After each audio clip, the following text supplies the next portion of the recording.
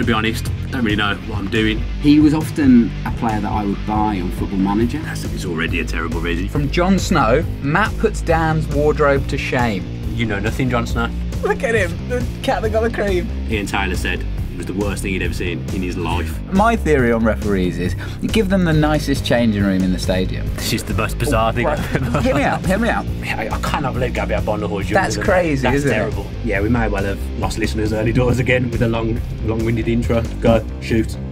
Hello and welcome back to the Villa View podcast. I'm Tom Julian. I get to introduce it for once, which is exciting for me. And I'm joined by a new face in the podcast booth, Tom Rolinson, from here on out known as Robbo, because otherwise it's too confusing.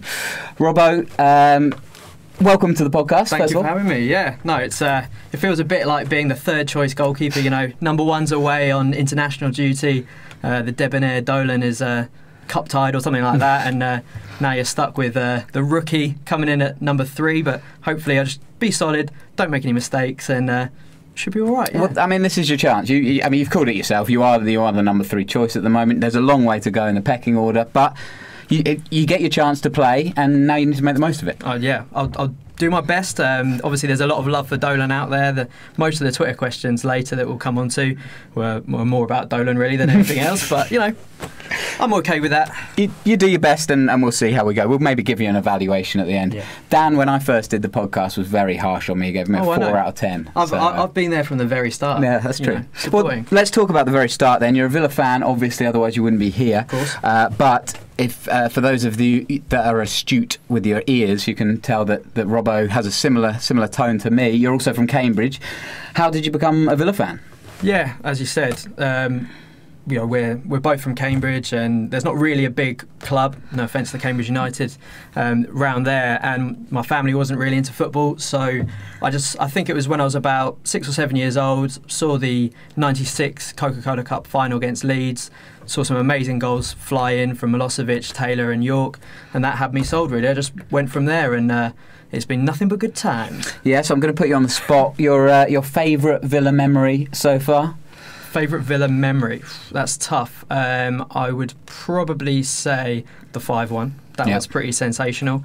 In terms of being there live, I was there at the Wolves game this season, 4-1. That was brilliant. Yeah. And there was another game that sticks in the memory. It was a 3-2 win against Chelsea back when Ranieri was in charge. Crespo got a brace for them, but yeah, it was absolutely brilliant. Hitzelsberg with a beauty as well. So yeah, there's been more lows than highs, but you know that's what being a football fan's all about. Absolutely. So we'll get onto the Ipswich game very, very soon. But Robbo, as an outsider, because in the Villa View kind of bubble a little bit, we get a lot of questions on Bruce and on whether we should sack him, whether we go up or whether we go down, about the players. I mean, you and I were both there at the Reading game, which was absolutely horrendous at the start of the season. So we've seen the lows and we've seen the highs this year. What's been your kind of take? One on the Villa season, but on Bruce and his job so far. Getting in with the big questions already. Listen, you're a Villa fan. You're as entitled to your opinion as anyone else. Exactly. Well, in terms of, I'll start with what I've enjoyed from the season. I think what I've really noticed this season is how much of a team we seem to have created. Because last season you could say we relied on Codger maybe a bit too much, whereas this season it feels like everyone's chipped in. You know, players have come in, done their little bit. You know, Adoma with his goals, especially when we're just lacking those.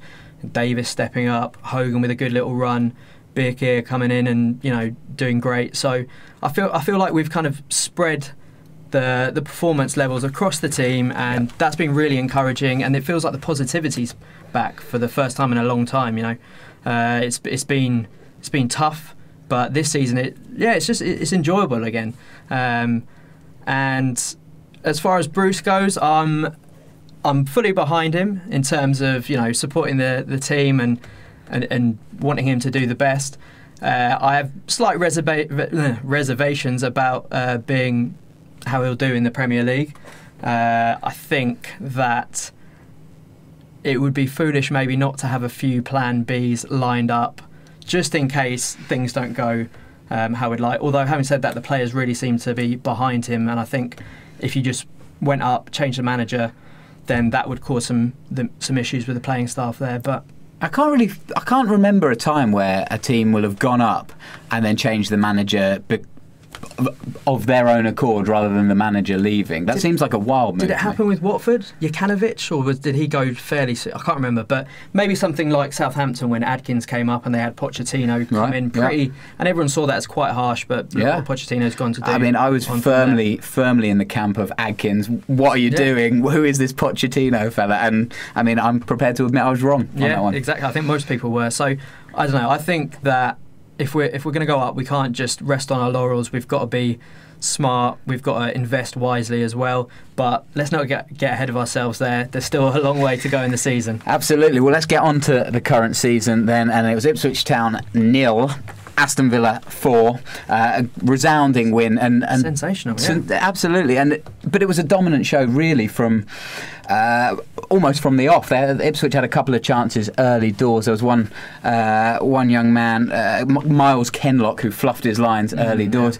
But apart from that, Villa seemed to dominate the game. Yeah, I think the first thing about that performance was it was just professional. Obviously, the early goal from Hourihan helped, and then the turning, well, maybe not the turning point, but the decisive moment in the game with the red card. I think that was just, okay, game over from that point. But that's not to say that we needed that sending off to sort of settle us down. We were well in control by that point already, and it's nice sort of going into games actually thinking, oh yeah, we'll definitely win this. There's no problems. That's something that we haven't had for a long time, and there were a lot of positives. I know you could probably say, okay, this is a team who's lost their manager, mid-table, not going to go up, not going to go down.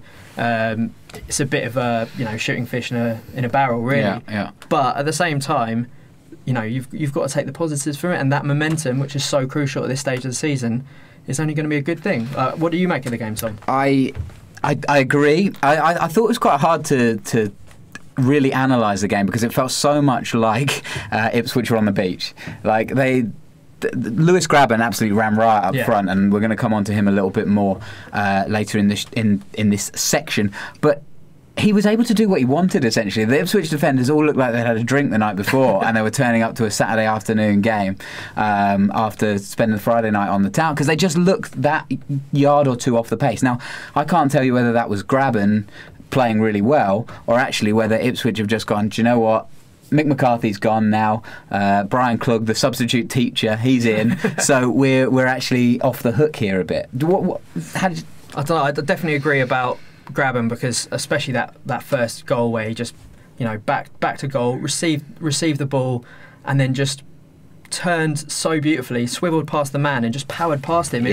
That was just so impressive, and a lot of credit has to go to Grabban the way he's just settled in straight away. I think he's joint top scorer in the Championship now with 19 goals. Yeah, and the fact he managed 12 goals with Sunderland that horror show of a team. He's going to be, or he could become the first Championship player, if I'm not mistaken, to get relegated and promoted in the same season. Oh, really? I didn't know that. But he's been in that playoff scenario plenty of times before with Bournemouth, Norwich, even with Reading last season as well. So he's a man you want in your team. And I think that was 7 goals for us now. 7, yeah. And I think that's more than Hogan, more than any of the other strikers. So I mean, imagine if we'd had him all season. It could have been.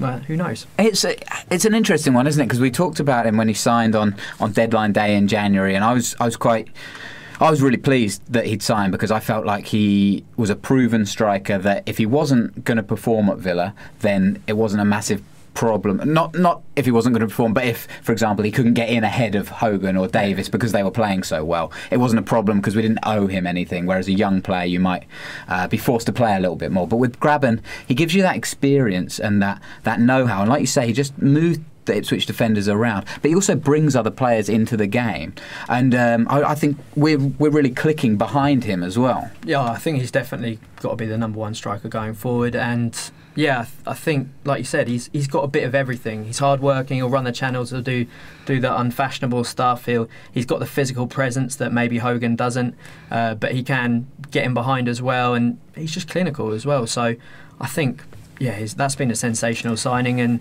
it's good to see him firing on all cylinders. Really. Yeah, so he obviously scored the 2 as well. He set up the goal kind of inadvertently for Conor Hourihan as well. Hourihan's reactions there to nip in and beat the Ipswich defenders, kind of giving a little bit more testimony to what I was saying there about Ipswich not being on the pace, but also credit to Conor Hourihan because all season long, you've seen a guy who's been motivated, who's, not to say he hasn't been motivated before, but I feel like he's kind of been an unofficial heartbeat of this team, really, especially the attacking line. He works so hard, and he's always there or thereabouts. He's having pot shots. And he was there again on Saturday, and that first goal was crucial, just settled the game and gave us that early lead. Yeah, he really gives us lots of legs in midfield and goals, which we haven't had at Villa for ages. I think getting into double figures from central midfield is so important. And yeah, I mean, I love him, and especially not even just for that goal against the Blues, but he's been great, and I think he's someone who could make the step up to the Premier League. No problem. Yeah, I think you'd want to get someone experienced in alongside him, but he's been absolutely vital, and I don't think we could have. I don't think we'd be where we are without him. So, yeah, and I mean, a little word on Ipswich as well. I've got a few friends who support them, and I think they're just glad after years of agricultural football, fittingly enough, from the Tractor Boys. Yeah, they're just. I think the media sees Mick McCarthy as this, funny guy. He comes out with some good lines, but 5 years or so of just wearing them down, they're happy to see the back of him, and hopefully they'll go on to better things. But perfect time to play them, really. As you said. Totally. They're not up for it. I think the best they can finish is 12th, the worst they can finish is 17th. So they're not fussed at this point. Like you say, the football's not been great. Their crowds have been dropping and dropping. They actually, I think they got about 20,000 this weekend. I think they had a ticket promotion or something like that. Well, to see the Villa. Well, yeah, obviously everyone's coming to see the Villa. What did you make of Grant Ward sending off just before half-time? You mentioned the pivotal moment potentially. There's no complaints, really? No, it was nasty. It was over the top. I don't think it was... Luckily, there wasn't much force behind it. It was more like a rake down the front of the leg. Horrible for Neil Taylor, who's been involved in a few of those challenges for sure. himself. Maybe a bit of karma coming around. Hopefully not. Wow. A bit harsh on him there, maybe. But after that, it was, as I said, it was game over. And I also want to have a little shout out to Josh Onomah, who put in a really good performance. 2 assists. I think he made 5 tackles or something like that. So, yeah. It's like you've been reading my notes, Robbo. Yeah, Josh Onomah, a fantastic game, really. One of the star players, and it's been an interesting season for Onomah. I know he's not a fan favourite across the board, but there's been some showings. QPR away sticks in my mind particularly, but there's been a couple of games where Onomah's really been the shining light, and again he showed his quality on Saturday. He's obviously going to go back to his parent club Spurs.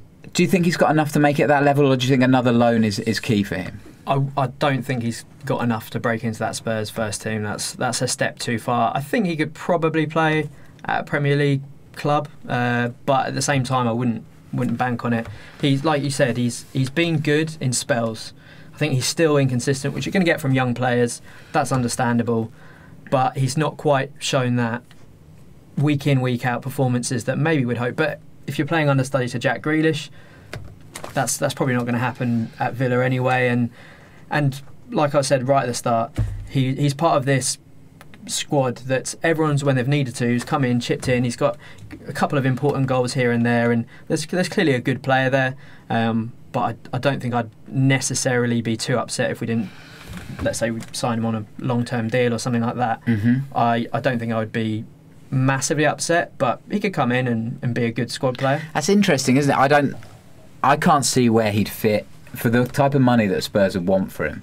The only way I can see Josh Onomah playing any sort of football next year is going back on loan. I don't think Spurs are going to sell him just yet, but I don't see him playing his football at Villa Park next year. No, I think that's probably fair enough. If he'd come in and really made the first team spot his own, maybe, but I think they'll look to bottom half of the Premier League side just to see if they can step up that development. But I saw him at the Under-20 World Cup and he was really good there. So there's a player there. So let's not write him off and wish him all the best for the future. Yeah, for sure. I mean, it's an interesting one because he kind of came in to fill that gap left by Jack Grealish's injury right at the end of pre-season there, and I think he did. I think he did fill it pretty well while he was learning the system, adapting to life as a first-team footballer in a new city. You know, life's difficult for a 19, 20-year-old. It's not as easy as some people think, where you just click your fingers and you're supposed to be playing football because that's what you've done all your life.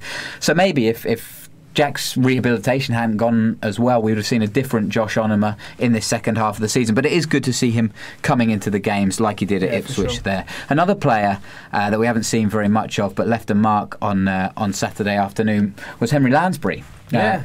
Grabbed his goal, a great cross by Berke Bjarnason, and a move set up actually by Lansbury himself, and then he kind of drifted in, nodded the ball down, and it nestled in at the back post there. Lansbury's career, Robbo, at Villa's never really got going, has it? Is he a player that you still want to see more of, or do you think his time's coming to an end as well? I think it all depends on whether we go up or go down, really. I was actually... Go down? I hope we're not going down. Don't go up, it'll be like a relegation. Yeah, go up. For sure. No, I was there at that Forest game, the 2-2 draw last season, where he played great and really riled up the fans, and I was absolutely buzzing when he joined the club. Obviously, he's not made as much of an impact as we thought he would have done, but he's still someone who's going to be sort of knocking on the door for a first team place, putting pressure on the guys who are there, and by all accounts a good character, someone who's driven, wants to be a winner. So I think he's useful, and if we're in the Championship still next season, then I'd definitely still have him around, and who knows, he might even come on and go on to play a big role in the next few weeks. So he could make himself a hero. Like you said, Robbo, it's been a squad game, particularly throughout the season. It's a hard graft, the Championship. It's a long season, and we've seen players like Keenan Davis, players come in, do a job. Even Chris Samba, Jedinak now, centre back. These guys coming in, doing their job, and that's what it's about. It's not about having 11 players. It's having a squad of 18 that you can rely on. And Lansbury seems like a quality player to come in. I agree with you. I think he's going to be. If we don't go up, then I think we might see a lot more of him, because there will have to be players that move around. Financial fair play is going to impact us. Hopefully, I mean, this is a weird thing to say, but hopefully maybe we don't see the best of Lansbury, because we want to be that next level. Yeah, exactly. I think that's definitely one way of looking at it. But yeah, we shall see. Colin Calderwood after the game. Talking about the form Villa are in right now, we've got to be ready for the playoffs and the big games that we have. The atmosphere has been rare and intensified, and that gives us confidence, and hopefully that will give the supporters the belief as well. How important are the fans going into these last two games, even though we're already in the playoffs, that we keep the momentum and we keep the excitement up at Villa Park? Yeah, momentum's a key word there, really. Fans, obviously, we've got a great away support. Every single game sold out pretty much, so we've got to use that energy that's in the crowd. Hopefully it's not going to be a nervous energy. It's one everyone can get behind the team. Villa Park's been a fortress for us this season, so home form and home atmosphere is going to be big as well, especially in that playoff semi-final. Well, let's have a look at it then. As it stands, Wolves far and away. We can stop talking about Wolves for goodness sake.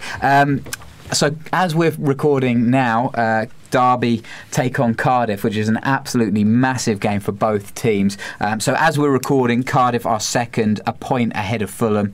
Cardiff on 86, Fulham on 85. So that all could change by the end of tonight. But then you've got Villa in fourth, Middlesbrough 10 points behind Villa in fifth, and then Millwall just ahead of Derby in sixth at the moment. So tight.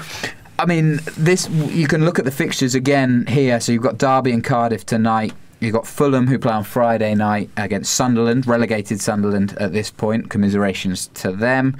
I mean, they have been terrible. So not too many commiserations. No, but they are a tale of what could have happened to Villa if we hadn't turned it around last season. Yeah. They were in a terrible way last year. They haven't got out of that rut, and now they've paid for it. So maybe it puts last season into context a bit for us. Absolutely, I think that's been my biggest point when it comes to Steve Bruce, and Dan said it a lot with Dr. Tony.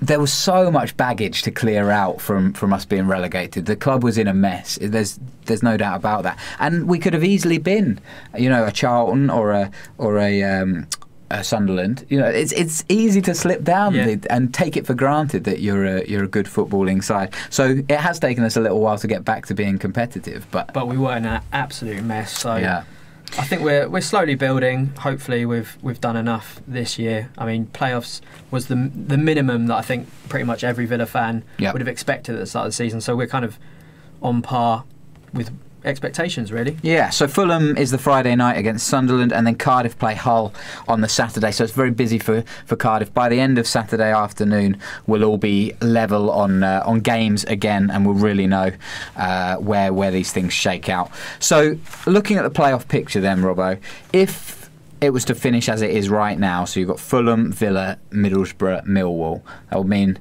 Villa play Middlesbrough away and then home, I believe, and then do you see Millwall getting anything and getting to the final? I mean, I think over 2 legs it might be a bit of a stretch against a Fulham side. If it was against another side, then I definitely wouldn't rule out Millwall, because they're a tough side. They came up last season and they've really not gone away. They've just slowly crept up and they've got a lot of fighters and a great manager as well. Yeah. So you're also going to get a physical battle with Millwall, and going to the Den. That's not something that I don't think anyone would like. So to be fair, in 2 legs, if they turn it into a proper attritional battle, then who knows, even if they don't get through, they might leave whoever beats them in sort of a depleted state. So that's exactly what I'm hoping for. I don't want Millwall. I think we had a question about this actually, like who would you want to play, and for me, Millwall, even though they're probably the weakest of the sides, they're the side that I wouldn't want to have another. Well, we've got them last game of the season, then 2 more. I would not fancy that at all, to be honest. Yeah, so it's Luke Redding with that question. I should just say we're a big fan of big words on this podcast, and attritional goes right up there into the standings. You've done yourself no disservice there by trying to get yourself in a more regular slot. So yeah, Luke Redding, who would you most like to see in the playoffs? So that's as it stands. How do you actually see it shaking out? Do you think the current top or the current playoff 4 is going to be the ones that we see? I think so. Well, Fulham could still nick that second place, and I would love to avoid them, to be honest. Yeah. You guys have been saying it on the pod for the last few weeks. Proves he's listening. Man of my word, what can I say? Yeah, Fulham I would definitely want to avoid, although I'd probably rather take them in a one-off than over 2 legs. Not that we're going to end up playing them in the semi-final, if that does happen, probably. I think that Middlesbrough are probably going to stick around, and if you had to give me, of the current sides that are in there, I'd take Middlesbrough, even though there's definite potential for Adama and Gested and Downing to come in and ruin it. Tony Pulis. There's definitely they're all going to be hard matches, basically. If anyone's going to nip up though, like if Derby get in there, I think they'd be the side that I'd most like to face in the playoffs. And again, if they win tonight, then that's a realistic possibility. Yeah, and Brentford are still kicking about. They've won 4 and 5 in the last games. They're in the ascendancy. We've talked about how important momentum is. These guys are all pushing each other. We've got Derby. Derby have got Cardiff. It's a huge run-in for them. And that Middlesbrough-Millwall game as well. Yeah. That's going to be huge. That could either cement Middlesbrough in there or, Millwall may potentially. So I think, but like I said, if answering the question there, Derby would be the side, because I think they've got less players that can really hurt us. I was at Pride Park earlier in the season for the 2-0 loss, and we just kind of shot ourselves in the foot there. And apart from Vidra, I don't think they've got too many. If you stop Huddleston playing, they haven't got too much. And they've got a bit of a reputation as bottlers as well. So Give me Derby or Preston or something like that. So it's a huge week for Championship football. Like Robbo says there, Middlesbrough-Millwall was your Saturday tea time kickoff. So if you don't currently have plans for that, that's well worth watching for the playoff picture and how that all shakes out. Yeah, to answer your question, Luke, I've gone for. I wouldn't mind playing Borough over 2 legs. I don't think that would be a problem. And then I've said ideally I would take Millwall in a neutral venue. I feel like the big stage. I was speaking to a Millwall fan who runs Lions TV last night, and he was saying that they're not ready. They're not ready to go up, and I just feel like the big stage of Wembley might just be too much, too soon potentially. I mean, I've tried not to use a cliche of lottery in the playoffs because I don't think it is a total lottery. I think there is some preparation and I think some teams are ready to go. But there is a bit of luck involved in sports, so that's the way it goes. But I would fancy my chances. Having said that, Fulham are the only ones that really scare me out of the potential playoff teams. Like they are a legitimately good side, and I expect them to do well next year if they go up. And if at the start of the season, everyone's bet would have been on Fulham going up. They started slow, and they've sort of built into a crescendo really, and they're playing some great football. And like in the way that Graben joined us and reinforced our strike force, Mitrovic coming in for them is a huge plus for them. Yep. And I wouldn't like to face up against him. And Sessegnon obviously has been a revelation this season. Yep. He's just such a clever, intelligent footballer. And so young. Disgustingly young. Yeah. All right, Gareth Thomas, I'd love to get your opinion on this one. Should we rest players for the next couple of games? Yeah, it's a tough one, isn't it? Because on one hand, you don't want to, go into the semis tired and running on empty, but at the same time, momentum is so key right now.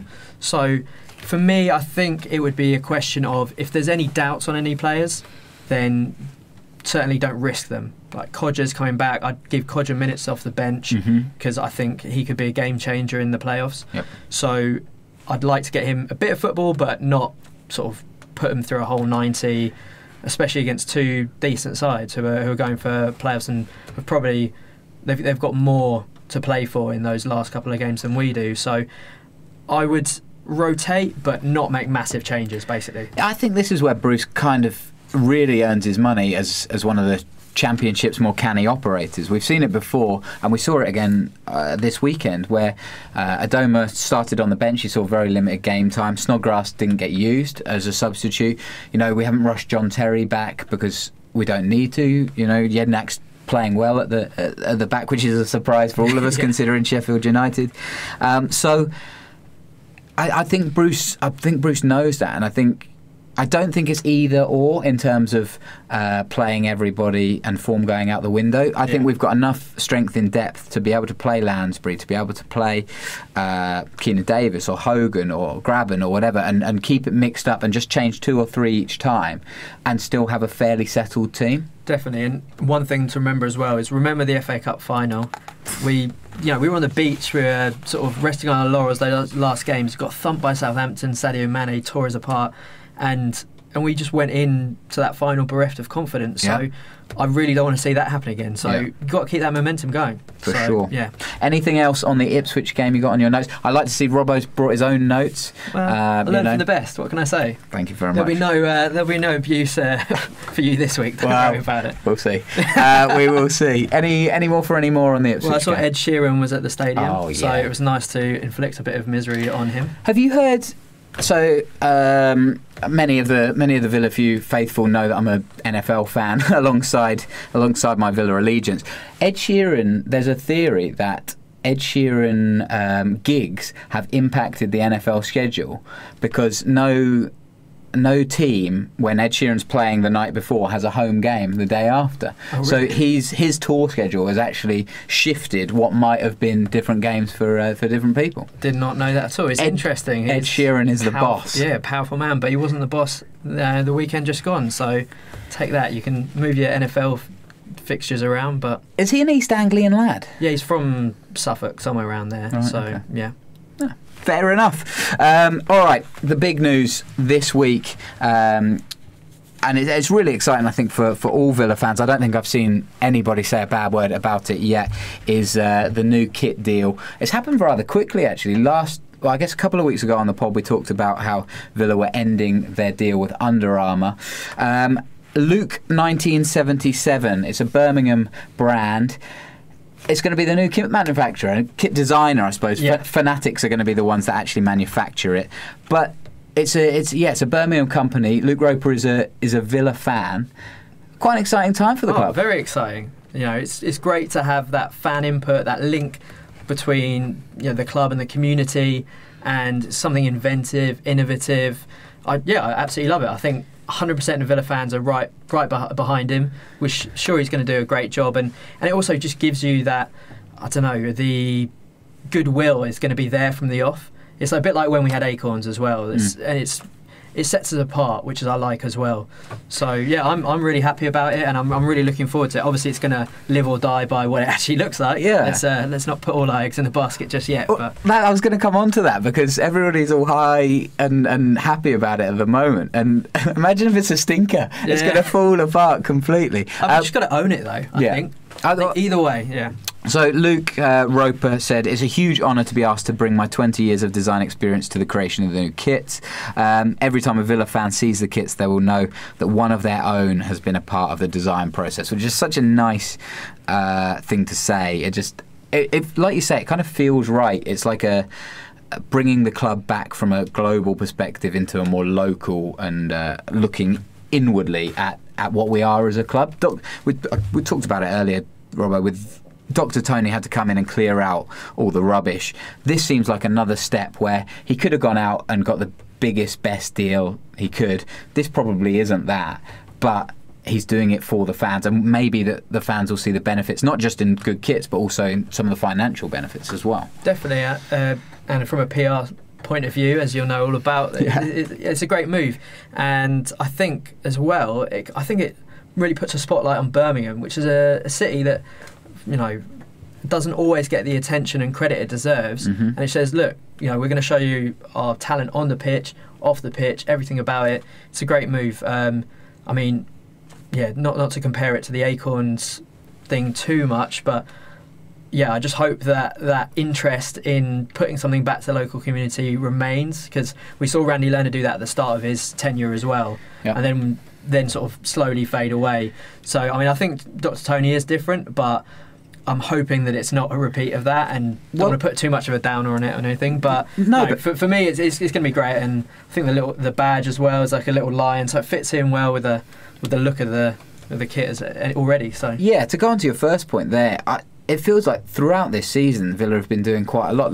They've been quite vocal with the food bank stuff at Aston Church, which is awesome. I think there's another one of them coming up as well. Yeah, they're also doing the big sleep in at Villa Park in May, which is great. They're doing the abseiling from the Holt end, which looks awesome. So these kind of community initiatives, it all ties into it being a local club and giving back to the fans. And I think you're right. They're starting off, or maybe not starting off, but Tony's now getting his plan in place where actually the club is about Birmingham again. Exactly. It's just such a nice antidote to modern football. He's lost a word. He's lost a word. Down and back down to zero. An antidote to modern football as well. Yeah. So maybe we'll see a bit more of this. I think it is first in this country anyway. There's definitely been a few in other countries. There's been some pretty dodgy Spanish second division kits like tuxedos and broccoli, and so maybe we'll see something like that. Who knows? And the Bayern Munich kit, which was the Lederhosen. Do you remember that one? The third kit. It's going to be interesting for sure. I wonder if we might see a big or nothing, kind of quite a plain kit, like an old-fashioned... Just a crop top. Yeah, maybe. That would be interesting. No, can you imagine the Saturday afternoon fans with the bellies hanging out? But breathable. But just maybe the Villa Lion and then the Luke 1977 logo there, but then just kind of a plain... traditional-looking kit, which I would absolutely love. Yeah, I think the best ones have been those really traditional ones, but there is that scope to do something a bit more creative. I can't claim to know loads about the fashion brand. This is where we need Dolan. Yeah, true.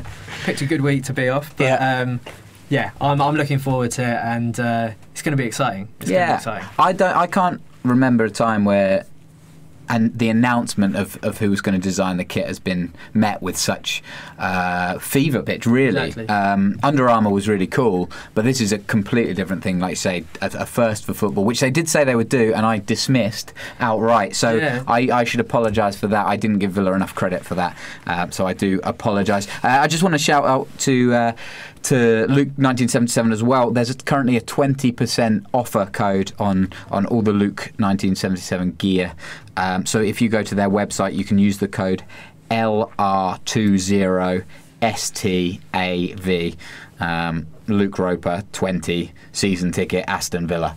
Nice. Yeah, I'll be getting on there. Absolutely. New clobber. He's already got it up on our screens up here. A couple of kit questions, or one kit question really, from Kieran Hand. Favourite kit of all time? Are we talking Aston Villa or just any kit? Why don't you do both? Okay, Villa, got to go with the Aston computer. Reebok. Yeah. Reebok, yeah. That was good, and that was, you know, my entry point into Villa. So that's always going to, and just, you know, Aston Villa. Yeah, it's great. Which I had both, but I absolutely loved the blue one, the navy kit. Okay, yeah, that was. My mum struggled to get me out of that. I used to sleep in it, as it were. Yeah, no, I mean, I just had the claret one, but I also had the goalkeeper one. It was like a silver one with like a bit of a starburst. Nice.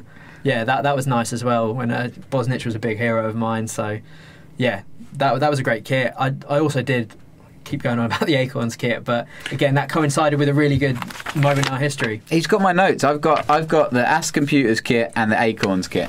Well done. Okay. And I've also got the Mitre copiers and the Muller, but that was a bit before my time. They look great, but I can't. And the 82 kit as well. Yeah. You know, that was classic as well. Yeah, true. What about other kits from around the world? Well, I've mentioned the Bayern Munich one. The other ones. So when I make my mum sound really strict, but I wasn't allowed a. Well, no, actually, this is on my dad. My dad, if we go on holiday, my dad would he'd be like, "You're not wearing a foreign kit. You're wearing an England kit." So I used to yeah, we won't get onto that. Goodness me, we'll get into family politics in a minute. I used to love. I had the old England goalie kit, which was yellow bricks. It looked like a Tetris David game. Seaman one. Yeah, 96. Yeah, and good. then I think it was the 98 one, which was the red one as well, or it might have just been the away goalkeeper kit. Yeah. But I used to absolutely love those kits, and the 96 England shirt with Stuart Pearce on the back. Oh, that was good memories. Unbelievable. Yeah, I loved it. What about you? They're not the England kits weren't that exciting, but it's just the ones I got to wear. Good memories. Yeah. As well, you know. For me, I've got a few eclectic shouts. Right. Okay. Fiorentina, Batistuta, Nintendo as the sponsor. Nice. I think Fila as the kit designer. So that was a classic. Yeah. Just Batistuta, what a legend. And then there's a few. I mean, for those who don't know, I'm into my South American football. As we're going to find out later on. Stay tuned. So there's a few good ones from. There's always good ones around there, to be honest. Vélez, team from Argentina. They've got a lovely like blue V on the front of their shirt with Hyundai or Samsung. They've got some good kits. And there's a Mexican side, Club America, who have some. They're like yellow with a bit of blue. There was one that I remember that had the sponsor Bimbo, which is like a type of bread, but sounds great. Yeah. And half of it, like one sleeve and side, bit blue, and the other one kind of an eagle. Feather design kind of on the other shoulder. Wow. So yeah, check those out if you've not seen them before. Who is your South American allegiance? Not nation, but a team. Do you have a soft spot for a certain team, or does it change? I used to like Boca because they were the first sides I saw live out there. I do like Vélez because they were really good when I used to live out there. But no, it's more Argentinian football in general. Yeah. That, you know, nothing competes with Villa. Well, that's true. That's what a good way to stop to put a hold on the kit talk. Yep. Let's move on. Aston Villa actually held an awards night for the first time in 3 years because there is relative celebration. Exactly. You know? Yeah. I mean, nothing's achieved just yet, but it feels. Well, I mean, the last couple of years would have been a very damp affair, wouldn't they, to celebrate? Did they even have one last year? No, they haven't had one for 3 years. Oh.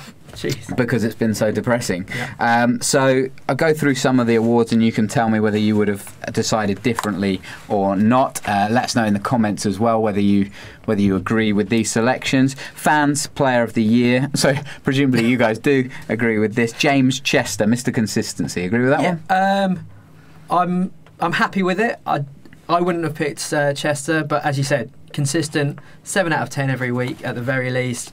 I can't remember a single error really that he's made. He's played every minute of the Championship since he joined from West Brom. Exactly. I mean, that is consistency personified, really, isn't it? And fully deserving, a leader on the pitch, even if he's not wearing the captain armband the whole time. I personally would have gone for Johnston purely because I think he showed the same amount of consistency, but he's also thrown in those, you know, match-winning or match-saving moments that I think just elevates him slightly higher. I think Adoma could have got in there as well, but Adoma's last few games have kind of set him back a little bit, haven't they? From the kind of Player of the Year talk that it seemed everything was sewn up by February. Exactly. Yeah. Since then, it's kind of he's taken a little bit of a step back. Whether that's tiredness or, I mean, you can't play like Adoma has every week. Plus, the rest of the midfield's got better as well, so that changes things. And also Jack as well. You always think, oh, he's obviously a fan's favourite, and this season he's matured. He's really stepped up. I've been so impressed with Grealish. If he hadn't had that injury at the start of the season, I think he would have probably walked away with it, because he's turned into a man now, and he's absolutely bossing games, which is probably again one of my highlights of the season. Is just Jack Grealish's coming of age, really. It's nice to have a chat where you can talk about player of the season. There's not one outstanding guy like Codger or Benteke or someone like that, whereas actually you can spread it across. And we haven't even talked about Robert Snodgrass, who's been an absolute revelation. 14 assists or something like that so far, I think. A guy that when he signed, I was kind of like, do we have room for this guy? He's one of the first names on the team sheet. You've got players like Conor Hourihane, who have been, like you say, scored so many goals from midfield. They've been invaluable, and he's been a real integral part of this playoff team. It's nice, and John Terry, has been John Terry, like 8th on the list there, Alan Hutton has had a very good season with that. Exactly. And even shifting across the left back as well. You look across. Berke Bjarnason, okay, not so much for player of the season, but has found his position, and I mean most fans, myself included, would have had him out in January or even before, and he's forced his way into the team, and now most people want him to be that first choice kind of holding centre midfield player. I think I was there for his first game. I think that was Brentford away last season. Right. And I was really excited about him coming in, had this big reputation and likeable kind of guy. And he was just terrible, and to see him go from that performance to what he is now, it's night and day, really. Yeah, well, you and I watched him at Reading, and his touch was. I mean, it was a tough night. It was tipping it down. We were terrible at that point as well. Yeah, and nothing was going right for him there, and you just thought, this is a good player, but just things aren't going to work out, so wish him the best and move on. But he's really forced his way in. Probably revelation of the season. Not that that's an award. Yeah, most improved, maybe? Something like that. Yeah. Nice little pat on the back. Patronising pat on the head. All right, players player, went to Albert Adoma, 15 goals, several assists this year. Again, I mean, you can't really argue with the players player. They decide they exactly, know. And clearly someone who's popular in the dressing room. His little dances, twerking around. He danced up to collect his award. Of course he did. He doesn't stop dancing, that guy. Right on brand. Young player of the year, Keenan Davis. Yeah. We mentioned him a little bit early. Caused players such a handful, opposition defenders rather, and it's been a tough. Well, I'd love to get your opinion on this one, because Keenan Davis, he kind of burst on the scene because he had to, first and foremost. He showed some great strength, some maturity beyond his years. Not quite as clinical as maybe people hoped that he would be, and then faced a little bit of stick after that. What's been your opinion of Keenan Davis? I'm a big fan. Obviously, finishing is something he's got to work on, but I think he scored a couple for the under-20s recently. Yeah. So there's a good player there, and like you said, I don't think anyone was expecting him to feature so much. Yeah. The fact that it's kind of tailed off and other strikers have come to the fore, I don't think that's necessarily a criticism against him. It's just he's sort of reverted back to probably where he should be in the squad. Yeah. And the way he was able to step up and bully a lot of seasoned veteran centre-backs there was really impressive. And okay, yeah, he didn't score many goals, but he made everyone else play better, brought players into the game. I don't think Adoma would have probably got quite as many goals in that spell when they were both in the team. So I think it's a nice tip of the cap, really, to Keenan. And going forward, he's going to be a big player for us, I hope. And yeah, we'll see. Yeah, hopefully we'll see him kick on next year, ideally in the Premier League.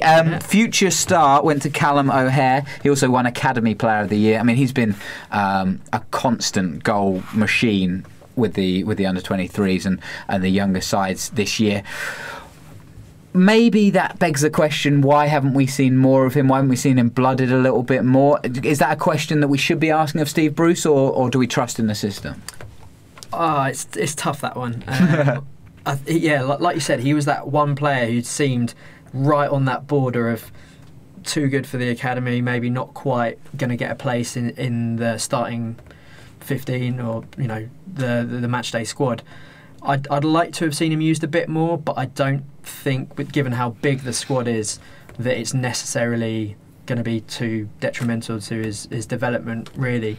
So he's one to watch, and he's got to be in the first team next season. Yeah. He's sort of matured beyond academy level, and and just generally it's quite an exciting batch of players we've got going in that under 23s, and they're still fighting for some silverware as well. So the future, you know, don't want to get too positive here, but the future does look bright with some of the players that we're producing again. Yeah, Hare's one of those guys that you hope to see a lot of in pre-season, don't you? He's going to be the one that, well, hopefully going to be the one that really steps up and makes a first team position his own. I think he'd be someone who would benefit if we didn't go up as well. Right. I think we see a lot of him if we stayed in the Championship.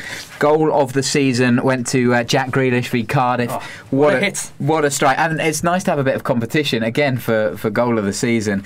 Beat out obviously Conor Hurahan's Derby Day strike, Berke Bjarnason's goal as well. Andre Green's curler against Norwich. I mean, there've been some phenomenal finishes. Easy for me to say. And Gabby Bonhor as well, recognised for his charity work with Acorns. It's been a funny end to Gabby's career. He won't be back next year, but again, a nice kind of thanks for everything you've done. Yeah.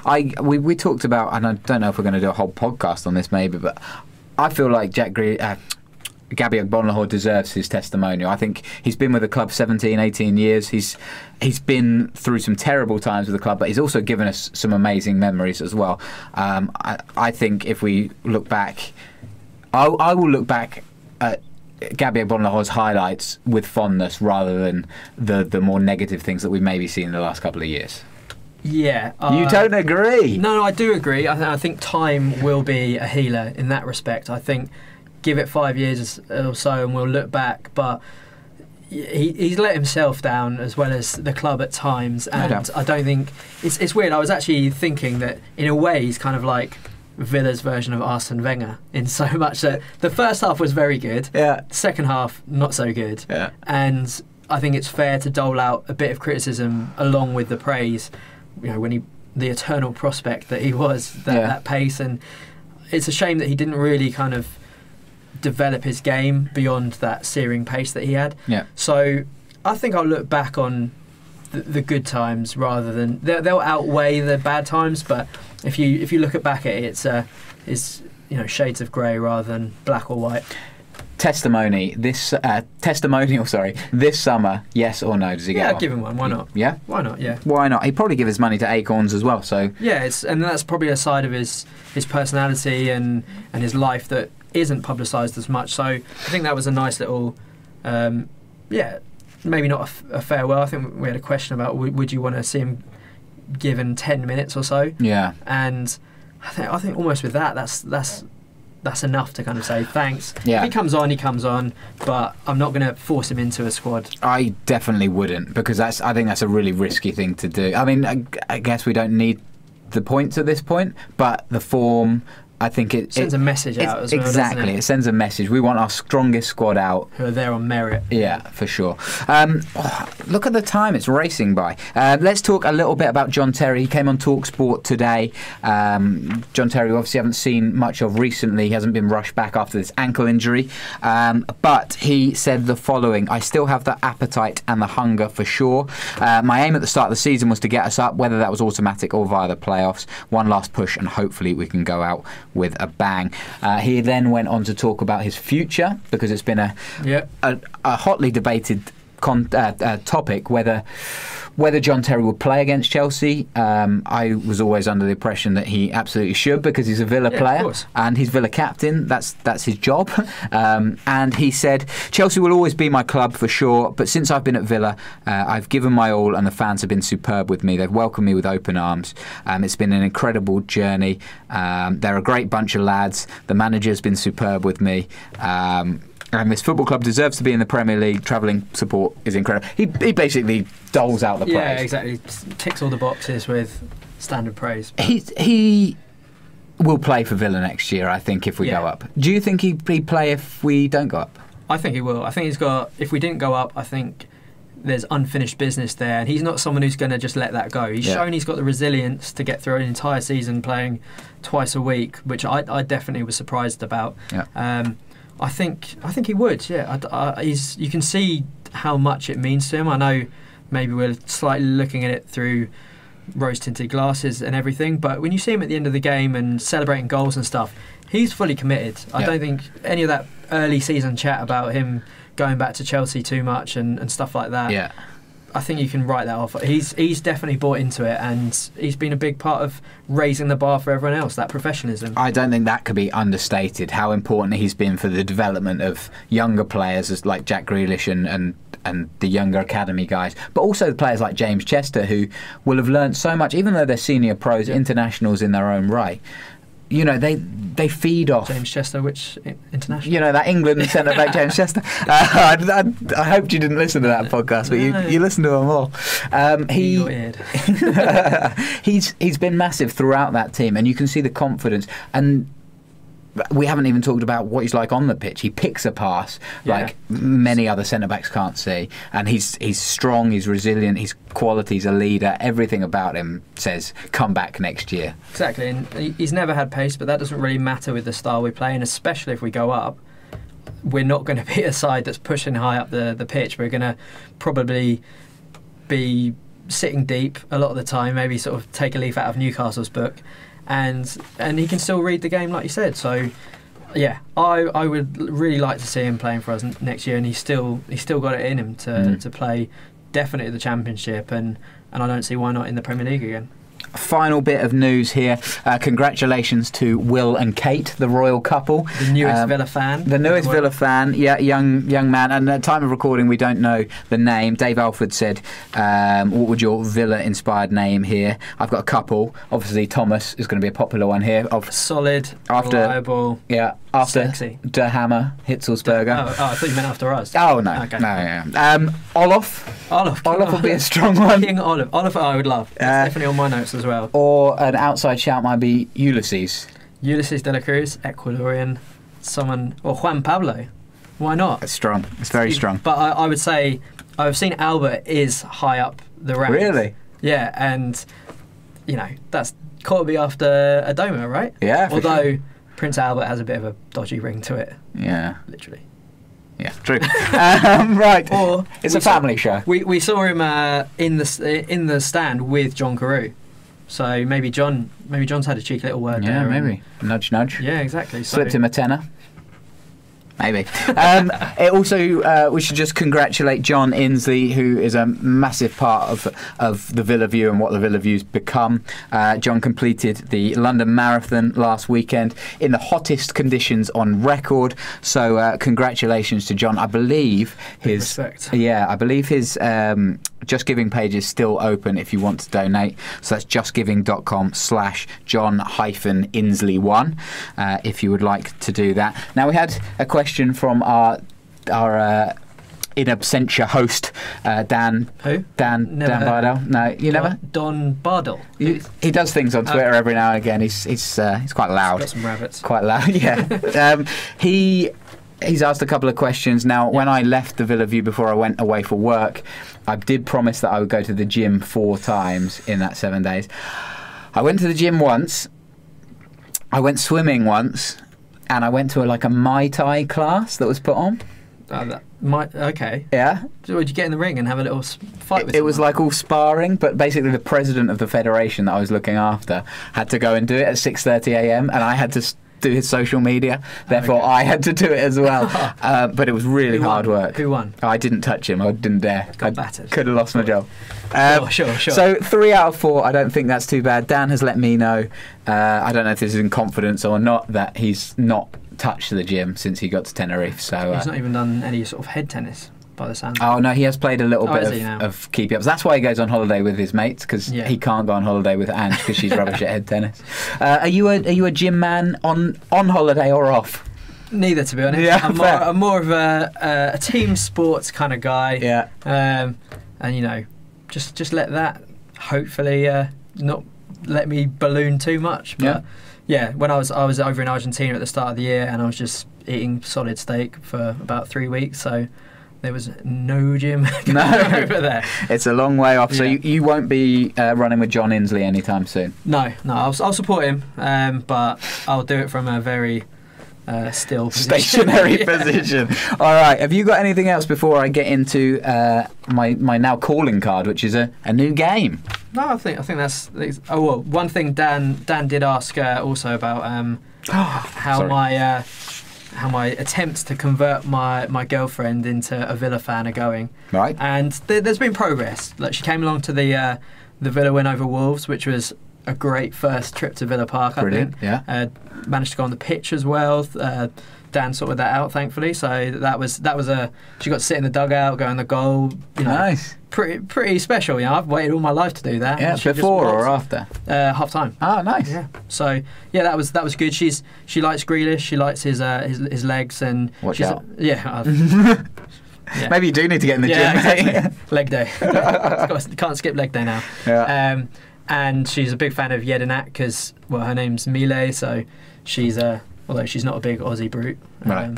Well. Yeah.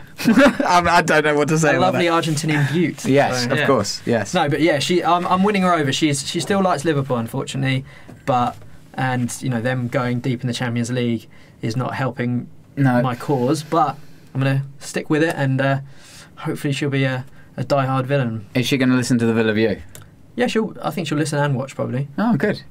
Nice. Well, So, hello, Millie, Mile. if you're watching. I like buttes, not brutes. Yeah, I might exactly. adopt that. Right, we are going to go to the game because we're running out of time. So, as you are all aware, or might not be aware if this is the first time you've watched, we'd like to test. I like to test, really. It's a bit vicious on my part. worried now. So, Dan Bardell is he's an absolute encyclopedia when it comes to Numbers. comes to squad numbers, Villa squad numbers. He's only got a couple wrong in the grand history of the competition. We've mixed it up a little bit for you, Robbo. Okay. So this one's called Ankel or Villain. Oh, very nice. Very Right. nice. Okay. So I have a range of South American former villains. Okay. And you have to give me their names from these little clues that I'm going to give you. Right. Okay. Go for it. Now, there aren't that many to choose from, so No. I'm hoping that you'll do okay. All right. I'm gonna start easy and then try and get progressively harder. Okay. All right. Okay. So, in 5 years at the club, this maverick defender netted just once for Villa, scoring his only goal against Charlton Athletic on September 11th, 2002. It's got to be Ulysses de la Cruz, right? It is. Oh. It is. Yes. Very good. 1 out of 1. You can play along at home as well. You got me worried there. That's all about the face. Okay, number 2. As well as notching 49 league appearances for the Villa, this mystery man also moonlights as part of a salsa ensemble. Oh, I think I know this. I think it might be the trumpet-playing man himself, Nobby Solano. I think you're right, and you are right. Yes, very good. I think you might have told me that, actually, which isn't ideal. All right. Okay. Getting a little bit trickier. Okay. This Argentinian was accused of treating his time at Villa as a holiday by John Gregory in 2000. Well, I'm pretty sure when I was desperately searching to see if an Argentinian had ever played for Villa. So I think When? Not just before this? No. Okay, good, because I didn't Ages tell you ago. about this. No. competition. Don't worry. Your integrity is Yeah, thank you. fine. So I'm pretty sure there's only ever been one Argentinian to play for Aston Villa so far, although I'm hoping that will change. Gustavo Bartlett, or something along those lines. Bartelt, I believe. Bartelt, actually. Yes, in 2000, yes, he didn't play, actually, for Villa, and John Gregory kicked him out. He was on loan from Roma. You're actually wrong, though, about something you just said, which we'll come on to Was another Argentinian? in a little bit no. later, which makes it's going to make it a hard finish.